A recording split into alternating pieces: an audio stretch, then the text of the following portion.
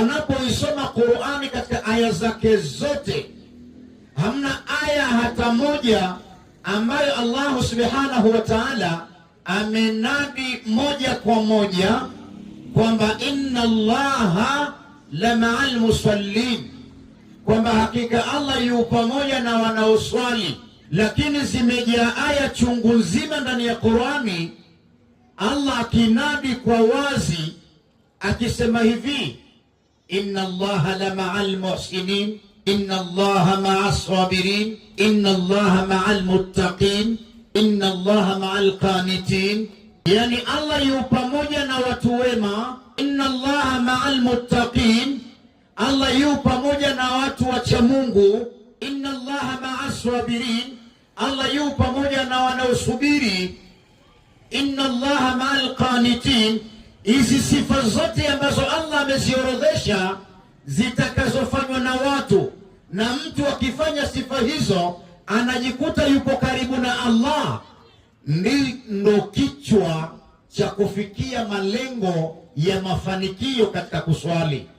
Huwezi ukaswali na swala yako ikawa kamili kama wewe ni fedhuli. Huwezi ukajigamba kwamba unaswali na swala yako inakubalika kama wewe ni mzinifu. Huwezi ukapata faida ya swala kama wewe huna subra. Huwezi ukapata faida ya swala kama wewe si mcha Mungu, kwa sababu kanuni kuu ya swala, inna salata tanha anil fahshai wal munkar, hakika ya swala inamtenga mtu na machafu na mambo yanayochukiza. Ikiwa wewe ni mtu mwema, lazima swala itakusaidia. Ndiyo maana Allah akasema wa inna Allaha la ma'al muhsinin, na hakika Allah yu pamoja na watu wema.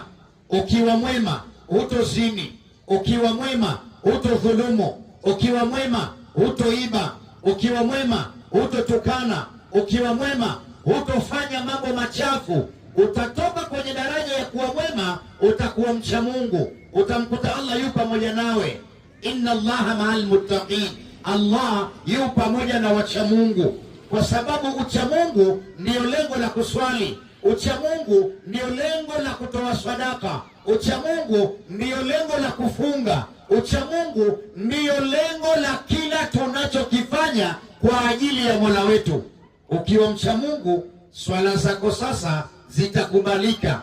Lakini kama wewe si mwema, wewe si mcha Mungu, mtu anayedhulumu watu, unawadhulumu watu mashamba yao, unawadhulumu viwanja vyao, mali